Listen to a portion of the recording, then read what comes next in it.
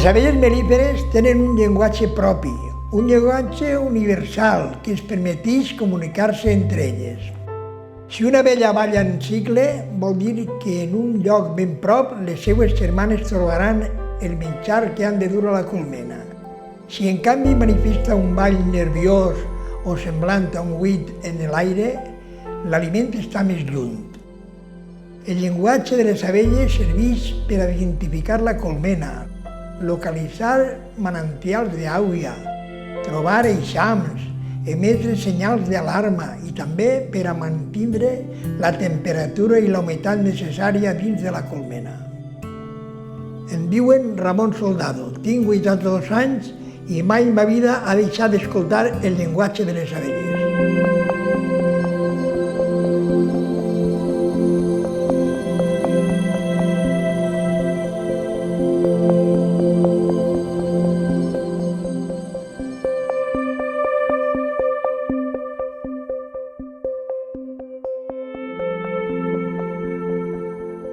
El meu sogre tenia unes poquetes colmenes i jo compré 50 colmenes només. Per cert, me costaren 60.000 pessetes i jo tenia 3.000 pessetes només. Aquest any mateixa vaig fer 1.300 quilos de mel i la vaig vendre a 13 pessetes el quilo. Arrepleguit a 7.000 pessetes que no les havia vist mai en la vida.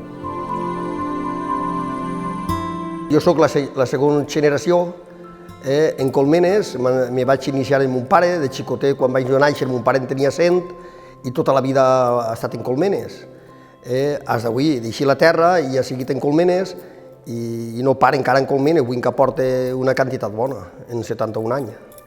Perquè en aquell temps el que tenia unes poquetes colmenes fent una poqueta mel, pues la mel la canviaven per sucre o per farina, per el que fos. L'apicultura no era més allò de que tindre unes colmenes per menjar mel en la família. Com se tenen cabres, se tenien 2 cabres, se tenien animals familiars per mantenir la família. Entonces, la comunitat valenciana tenia, tot el món, quasi tot el món tenia unes colmenes per tindre mel. Les colmenes, com crec que hem dit antes, era un poc una empresa familiar, era una cosa de casa i no hi havia mitjos per transportar ni per canviar i estàs ubicat en una situació. Entonces, quan ha hagut més mitjos, ha hagut vehicles i coses, s'ha anat ampliant els coneixements, s'ha anat desplaçant, buscant noves flors, tota l'apicultura ha anat ampliant i ha anat multiplicant-se. La gent que inclús no era apicultor veia que funcionava un apicultor, però el copiava i agarrava allò que tot el món, que a la vista se veia que era una cosa interessant. D'ahir ha vingut l'evolució i l'esclatar, aquesta esclatar tan gran d'apicultura que partint de la comunitat valenciana, sobretot, ha invadit tota Espanya i el món, poc o menys, passa poc o menys el que ha passat en Espanya. Jo he conegut anar en carro, en la cavalleria, a canviar colmenes. I jo he anat a peu amb mon pare a Cuenca, dies de camí, les carreteres estan totes de pols, en un sac a llom, en 3 o 4 parells d'espardenyes. Total, per anar potser un dia a veure les colmenes i tornaren. Allò era molt dur.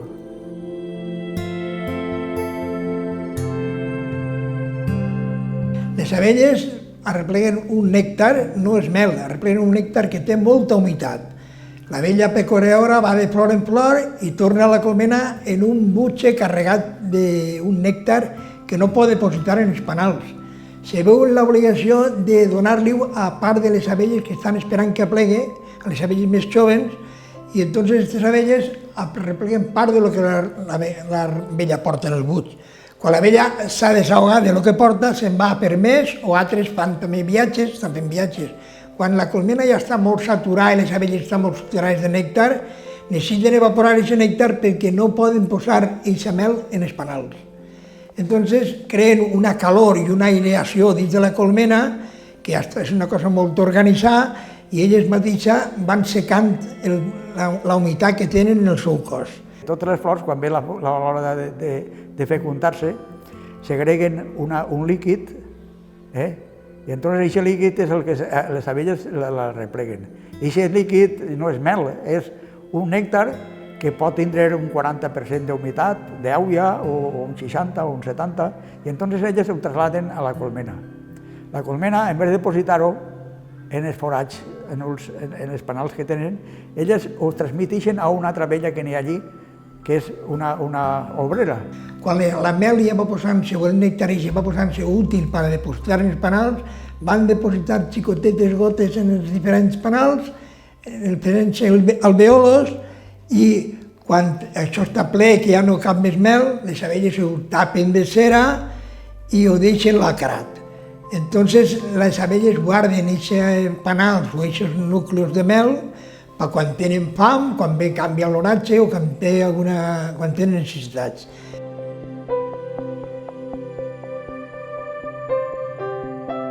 La cera és un producte que l'han aprofitat tota la vida per fer ciris, per ornamentacions, per moltes coses, per afinar, per lacrar, per cosmètica, per moltíssimes aplicacions, i continua gastant-se. Molt avui amb plumes, avui amb fenguis per carregar un camió, se pegaven unes palisses de porc carregant a mans. Ha anat a més, igual que va el món a més, encara que les enfermetats també van a més, a pesar d'estar en l'ADS i sanitat controlar-nos, però les enfermetats van a més. Mel no se'n fa més que antes. L'apicultura del món és algo molt interessant, és molt interessant. A mi no me sorprèn res perquè jo, quan he anat a un país, ja he estudiat com està, havia llegit llibres i tenia una idea. Però sí que m'ha sorprès molt que tot el món, inclús els països no molt desenvolupats, han elegit un tipus de forma de treballar la colmena, de seleccionar reines, de preparar coses, de preparar faena, d'anar directament a un rendiment, de buscar una colmena en uns mòduls especials perquè la mel estiguera separada de la càmera i cria. Això és el que més m'ha impressionat a mi, que nosaltres portem tanta apicultura com pugui tindre els Estats Units o com pugui tindre Europa, sin embargo, estem nosaltres arraigats en un tipus de colmena, en una forma de treballar la colmena, que no és la que en realitat té un país un poc civilitzat.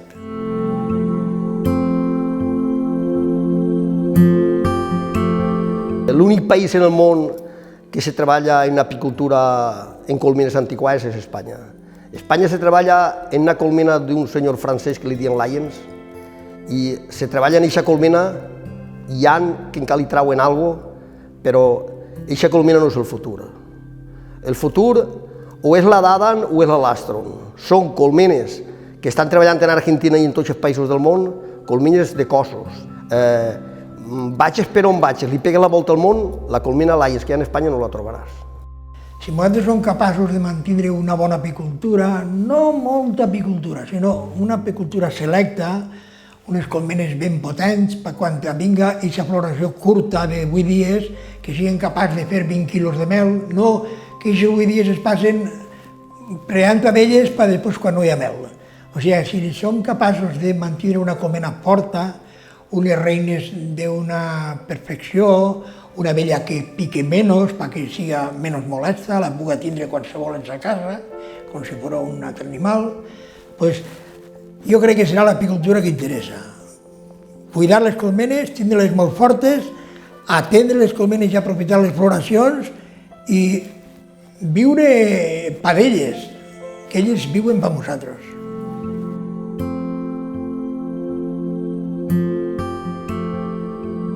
Així diuen que mateixa la producció de la mel, millor supongam així, en la província de València, anem a supondre que seria, anem a posar 1 milió d'euros.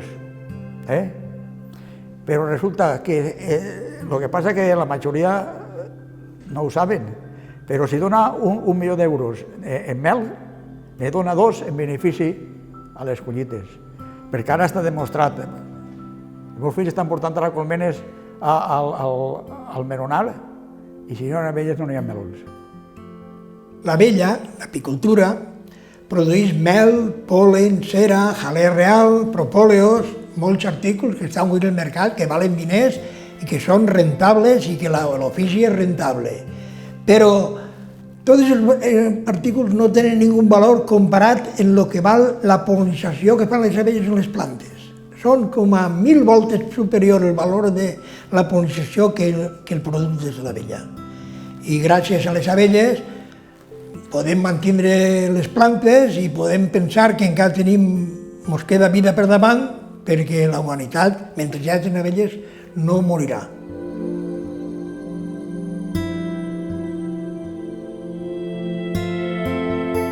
Jo tinc ahir molt propet que unes colmenes i molts dies, així com molts se'n van a passejar al gos o al gat, jo me'n vaig allí i me poso allí la piquera, que jo me'n pica alguna, però això és el més gran del món. Els animalets van a la seva marxa i, a més, després, si obres una colmena, això és una meravella. És com si fos un llibre obert, i ells te diuen el que tens que fer, el que fan, i no paren. L'abella és un animal, perquè ho ha provat, molt sensible. Jo he arribat en Córdoba perquè me fumigaven perquè no eixiren, d'un dia per altre, en la mosquetera a tapar tires de colmenes. I va ser pitjor el remei que l'enfermetat. L'abella va eixir, estigué dins de la tela, no la mataren les fumigacions, però de ressentiment allí dins, en poques hores va morir. Són animals molt sensibles. A pesar de lo valentes que són per picar i per treballar, són molt sensibles. Jo volia conèixer què hi havia en el món. Què hi havia en Espanya? Quines flors? Perquè jo coneixia el que coneixia d'anar en el carro, anar per ací, per 3 o 4 pobles, o fins a la província de Cuenca un poc. Vaig anar. València, Saragossa. Jo parava on veia que hi havia colmenes, no treia hasta destino. Per la via que hi ha horitzontal vaig anar per Logroño, Burgos, hasta Ponferrada.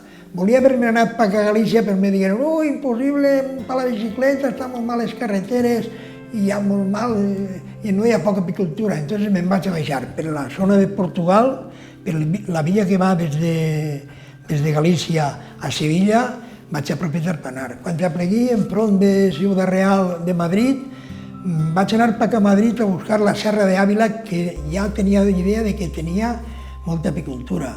Després, en la part de Ciudad Real, des de Suaga, agarré un carboner que havia en Carbó, allí en un caminot en Cardó, me va dur agudo. I en la serra eixa de per ahí d'Almadén i per ahí vaig estar 7 o 8 dies. Ahí vaig veure on més apicultura hi havia en Espanya.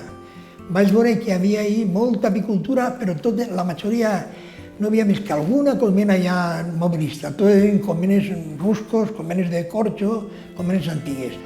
Després vaig a baixar per Badajoz, per Huelva, de Huelva a Sevilla, Cádiz, per la costa, des de Algeciras.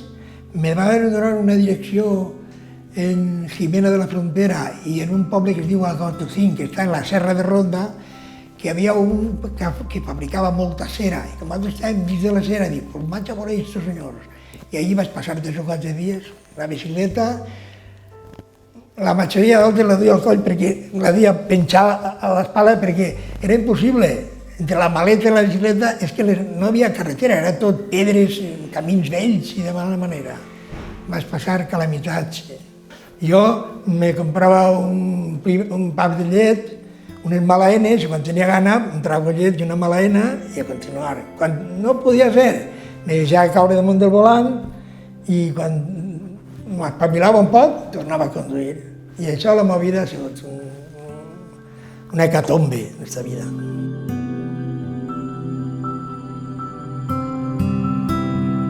Perquè si desaparegueren les abelles, desapareixeria la humanitat, perquè la majoria igual que nosaltres, les dones no tingueren els homes que les fecunden, què passaria? Per les frutes passa el mateix. Antes n'hi havia una barbaritat d'insectes que fecundaven les flors perquè anaven de flor en flor i això avui ha desaparegut tot, són les abelletes. Que l'ambient està envenenat. Els problemes, les persones ja tenim inclús problemes per respirar. Però és que les abelles acabaran per no poder respirar en l'atmosfera que estem contaminant. Això és el principal problema. Les semilles són transgèniques, tenen problemes a l'abella, hi ha despoblament d'abella en les colmenes que no sabem per on venen, però venen perquè l'ambient està envenenat, o sigui que estem envenenant el planeta i tindrem que buscar un altre planeta per viure, perquè així no anem a poder viure. El problema que tenen les abelles és que viuen molt poquet de temps. Tenen que estar renovant-se contínuament. Una abella normal, si hi ha una floració, en uns 50 o 60 dies se mor. Hi ha una despoblació mundial.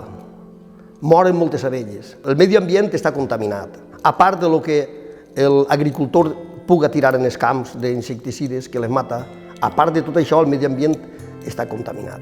I l'abella, siga per això, siga... però estan morint moltes i quedant moltes colmenes deshabitades d'abelles.